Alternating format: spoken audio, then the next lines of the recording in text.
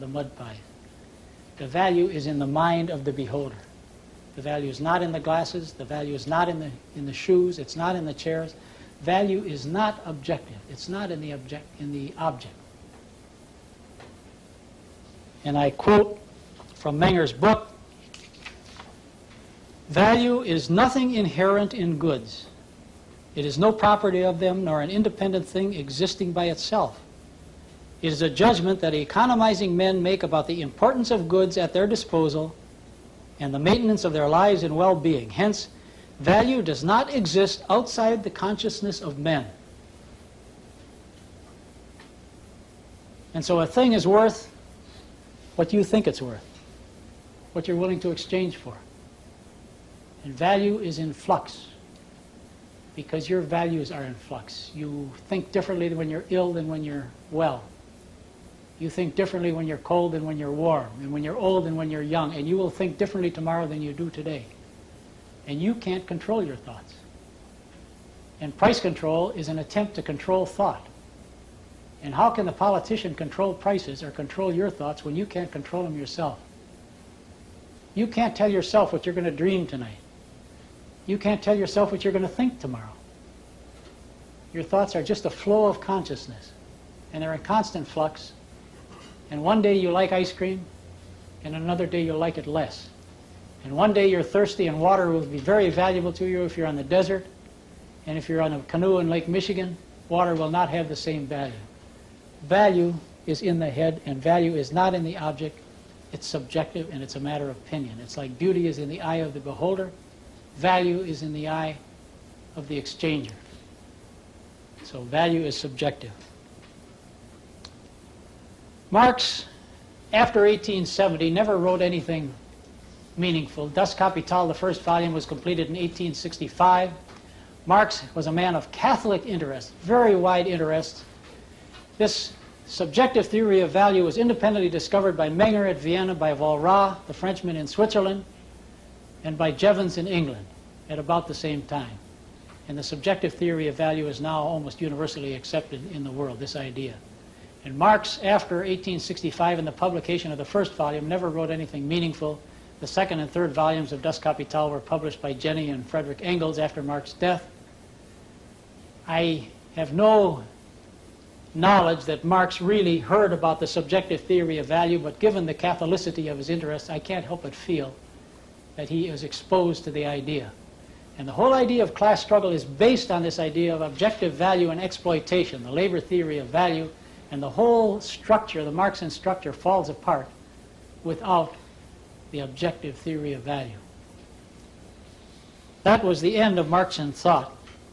And as a consequence, because the value is in the object, whenever there's an exchange, there's not exploitation, there's not an equal profit and loss, but there are two gains, or the exchange doesn't take place. Why would anybody exchange for a loss if you could measure value? Why would anybody exchange equally? There'd be no incentive for an equal exchange. You only exchange when you expect to gain, and when people have different values, there are two gains to the exchange, or the exchange doesn't take place. I have 10 horses, you have 10 cows. I want milk and cheese and meat, and you want to ride, or you want to draw your plow. So we can exchange. But after I have 1 cow, and now I have 9 horses, my values have changed again. I like cows a little bit less and horses a little bit more, depending on the supply and the needs, and your individual caprice and idiosyncrasy. So value then, it's very important to understand, is in the head. Value is subjective, and without appraising men, there is no value. If the world existed without men, all the material goods, all the properties of nature would be the same. Rocks would be hard, they'd be heavy, they'd have the same physical properties, they'd have no value. But it takes an appraising mind to determine value. Value is subjective. Labor is invested in an object because it is expected to have value. It doesn't have value because the labor is invested. Well, with that as background, then let's talk about what makes wages rise. And I'm going to put a little formula on the board that was derived by the American Economic Foundation, and I'm going to put my own variation on it. MMW equals NR plus HE plus T. The American Economic Foundation put a time sign in there. And they were saying, in effect, that MMW, which is man's material welfare, is a function of three factors, one of which is NR, which is what? Natural resources. Natural resources. That's one of the economic elements found in nature. And HE is human energy, labor, land, labor, and T? Well, I say time. They said tools, which is what you're saying with technology. But technology is not found in nature, or tools are not found in nature. And they say one of the differences between men and animals, the lower animals, is that men are tool users. But even there are exceptions. You've seen perhaps on Marlin Perkins that the otter takes a rock and cracks a crustacean. Or this gal that studied gorillas in the Congo found that the gorilla would take a leaf and cup it to drink. Or they've even had cases of chimpanzees stripping the leaves from a stick and putting them in an anthill to gather the ants. Cases of animals forming tools, but rare. The man with his opposed thumb and his mind that can rationalize, can imagine from what is to what could be, can form tools. And these people had the word tools as the common element, tools being the simple word for capital. Land, labor, capital. I say time is right, that tools are not found in nature, and saying that tools are a basic element is like saying to build a house you need a half-built house to start. There are no tools in nature. So, man's material welfare, or his wage, and here let me feature real wages as opposed to money wages. The highest money wages in the world would be Germany 1923, when 1 billion marks wouldn't buy lunch. So I'm not talking about pounds or pesos or rupees or dollars.